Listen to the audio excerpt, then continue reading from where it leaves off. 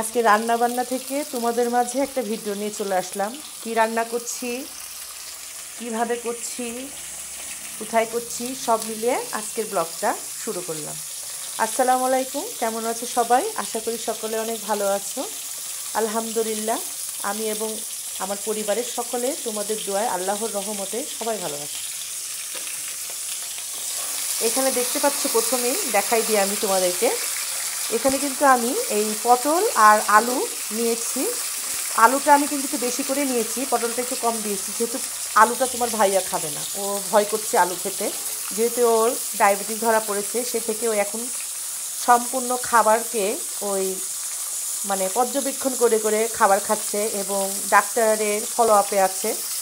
তো যাই হোক, আর কথা না বাড়াই। আর এখানে আমি কিন্তু পালং শাক দিয়ে ডাউলের সিদ্ধ বসিয়েছি। এটা আমি ঘাটি করব। কারা কারা আমাদের মতো করে এরকম শাক দিয়ে ডাউলের ঘাটি খাও, অবশ্যই কমেন্টের মাধ্যমে জানাবা। আর এখানে আমরা কিন্তু পালং শাকটা বেশিরভাগ যে কলয় আছে, কলয়ের ডাউল আছে, এটা দিয়ে খাই। কিন্তু আজকে যে আমার বাসায় কলয়ের ডাউল নাই, আমি মুসুরের ডাউল দিয়ে কিন্তু এই পালং শাকটা সিদ্ধ বসাইছি। বেশি না, 3-4টা সিটি দেওয়ার পরে আমি খুব সুন্দর করে আমি তেলে ফেলে দেবো। আর এখানে দেখো, আমি রসুন নিয়েছি, পেঁয়াজ, কাঁচামরিচ, আর এখানে আছে পেঁপে আর ফুলকপি ভাজি। আর এই মাছটা দিয়ে কিন্তু এটা আমি রান্না করব। আর একটা বিশেষ জিনিস তোমাদেরকে দেখাচ্ছি, যেটা কিন্তু আমরা প্রতিনিয়ত খেয়ে থাকি, তোমরা দেখেছো আমার প্রত্যেকটা ভিডিওতে। এটা কিন্তু খুব উপকারী, আমি কিন্তু অনেক উপকার পেয়েছি এটা খেয়ে, তোমার ভাইয়াও পেয়েছে। বাসায় এটা কিন্তু আমি রাখি, চেষ্টা করি, কিন্তু আসলে দুঃখজনক কি, পাওয়া যায় না। এই জিনিসটা পাওয়া যায় না। এটা গাছে থাকতে না থাকতে কে কখন কোনভাবে যে কেটে নিয়ে চলে যায় বোঝাই যায় না। এটা না, এই দেখো, কমন জিনিস দেখেছো, এটা কিন্তু কলার থোর। আর এই হাঁড়িটা কিন্তু আমার এই থোর কাটার জন্য রাখা হয়েছে, কারণ এটাতে এত পরিমাণ কষ আছে যে তোমার যে পাশ দিয়ে যে হাঁড়ি দেখছো না, পুরো কিন্তু এই কষের দাগ এগুলা। আর আমরা কিন্তু এই হাঁড়িটাতেই শুধু নষ্ট করেছি, যেহেতু এই হাঁড়িতেই কাটি, এটাতেই ধুই, আবার এখানে দেখা যাচ্ছে সিদ্ধ করা লাগে, এর জন্য আমি এই হাঁড়িটাই আমি নষ্ট করছি। যেহেতু খারাপ লাগে দেখতে, মাছগুলো অবশ্য উঠে চলে যায়, কিন্তু ডলাডলি এত কত করবো, যেহেতু প্রতিদিনই এটা খাওয়া হয়। তো এটা দেখো, আমি এখানে পটল আর আলুকে এইভাবে ভেজে নিয়েছি। এই মাছটা দিয়ে খাবো। আমার ছোটো মেয়ে মাছ পছন্দ করে না, ওর জন্য খুব চিন্তায় থাকি আমি। প্রতিদিন মাংস খেতেও ভালো লাগে না এত। তো যাই হোক, সবজিটা খাওয়া লাগবে, যেহেতু শীতের দিন, আর সবজিটা বেশি মজাদার। তুমি সুন্দরভাবে যদি রান্না করতে পারো, তাহলে সবজিটা কিন্তু শরীরের জন্য ভালো।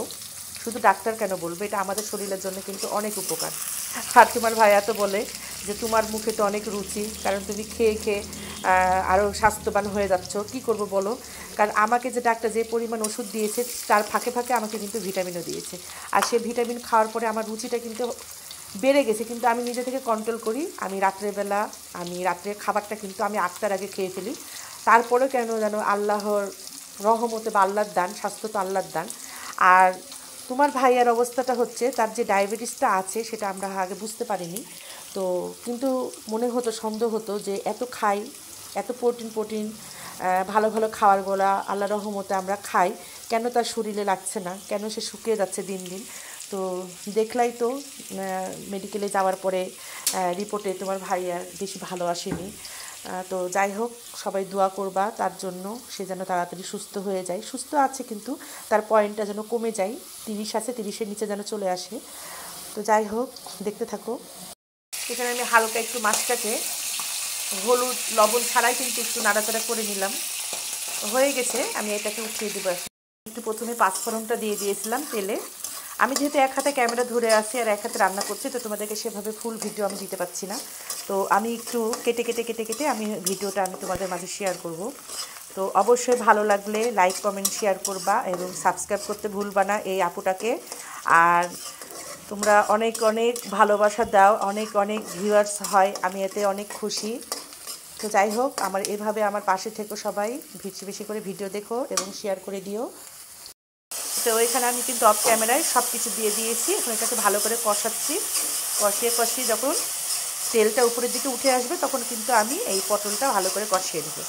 আমি কিন্তু এবার মাছ এবং পটল দুটোকে কিন্তু একসঙ্গে কষিয়ে নিচ্ছি। কোনোটাই কিন্তু ভাঙবে না, কারণ আমি মাছটাকে কিন্তু কড়াভাবে ভাজিনি, হালকা একটু তেলে আমি ভেজে নিয়েছি। তো এভাবে একটু কষানোর পরে কিন্তু আমি মাখা মাখা পানি দিয়ে দেবো, যেহেতু এটা অনেক ঝোল করব না, এটা মাখা মাখা করব। তো সেক্ষেত্রে আমি কিন্তু আর বেশি এটাতে দিব না। আর হালকা একটু কষানো হয়ে গেলেই আমি এতে পানি দিয়ে দেবো। দেখো মাছগুলো দেখো কত সুন্দর হয়ে আছে, কোনো ভাঙ্গা টাঙ্গা নাই। দেখো তো এই তো এইভাবে ভালোই লাগে আমাকে মাছ খেতে।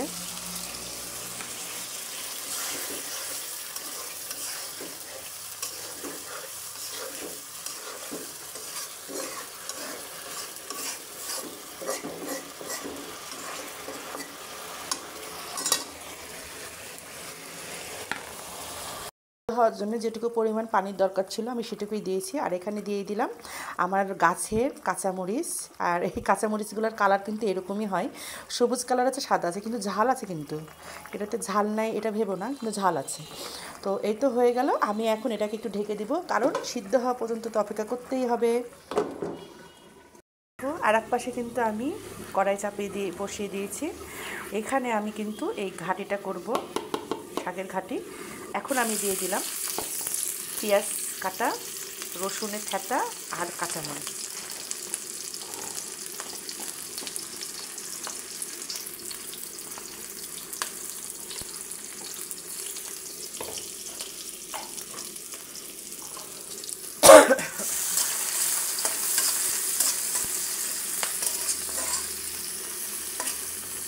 এটা ভালো করে আমি ভেজে নেব, লাল লাল করে দেব। লাল লাল হয়ে গেলে তারপরে আমি ঘাটিটা দিয়ে দেব। এখানে ভাজা কিন্তু অলরেডি হয়ে গেছে। আমি এখন কিন্তু এর ভিতরে একে একে কিন্তু অন্য মশলা দিইনি। এখন এর ভিতরে আমি এই ডাউলটা দিয়ে দেবো।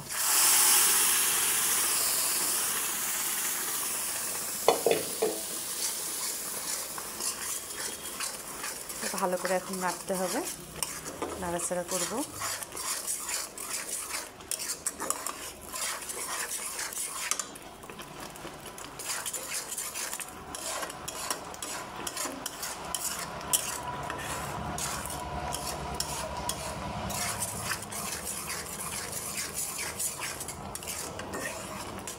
কারা কারা এরকম ঘাটি খাও অবশ্যই আমাকে জানাবা, কারা কারা এই ঘাটি পছন্দ করো। আমি কিন্তু বেশ পছন্দ করি, আর শীত আসলে তো আমার মজা, কারণ আমার শীতের সবজিগুলো বেশি ভালো লাগে।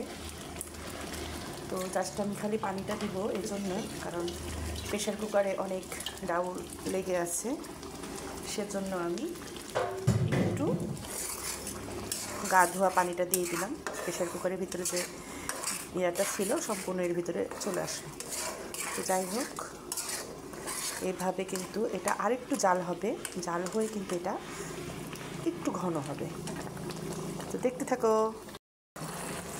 মাছটাকে তখন দেখালাম, মাছটা আমি খুব হালকা হালকা তাপে আমি বসিয়ে দিয়েছি। দেখো পটল সুন্দর সিদ্ধ হয়ে গেছে মোমের মতো, আলুটাও কত সুন্দর সিদ্ধ হয়ে গেছে। আমার মাছটা কিন্তু প্রায় ডান। মাছটা আমি নামিয়ে আমি কিন্তু এখন ভাজি চাপিয়ে দিই। এখানে ভাত সাজানো দেখতে পাচ্ছ। তো আমি ইচ্ছে করে আজকে প্লেটটা সুন্দর করে সাজিয়েছি। এখানে ফুলকপি আলু ভাজি আছে, ফুলুরি দিয়ে ইলিশ মাছ আছে, আর পালং শাকের ভাজি। আর এখানে একটা আমার গাছের কাঁচামরিচ। কাঁচামরিচটা আমার খেতে এই জন্য ইচ্ছে করছিল। রেহানা রাখি আপু যেভাবে ভাতের সঙ্গে বড় বড় ফ্রান্সের কাঁচামরিচটা খায় না, সে কাঁচামরিচটা খাওয়া দেখে এবং রাখি আপু যেভাবে সবাইকে একটা একটা করে কাঁচামরিচ দিচ্ছিল, তো ওটা দেখে আমার খেতে খুব ইচ্ছা করছিলো। সেজন্য আমি আমার গাছের একটা কাঁচামরিচ ছিঁড়ে খেয়েছি। প্রচুর ঝাল আর টেস্টিও ছিল। তো যাই হোক, এই তো দেখতে পাচ্ছ আমাদের বাড়ির শাহেনশা আকবর। এ কিন্তু বেশিরভাগ চেষ্টা করে যে কোনো জায়গায় যদি ফাঁকা পাই সেখানে যায় শুয়ে পড়ে। এতই অলস রে বাবা। আর বাড়িতে কিন্তু এখন বাচ্চা মোটে আছে দুটো কিন্তু অলরেডি ওর মা ওদেরকে কোথায় রেখে চলে এসছে। আর বলছে না, এরাও ছিল না, এদেরকে পরে আবার নিয়ে এসছে, আর হয়তো বা যাবে না। কিন্তু দেখো বাচ্চা দুটাকে, আর এই বাচ্চাটাকে কেউ কি বিশ্বাস করবে যেটা আমাদের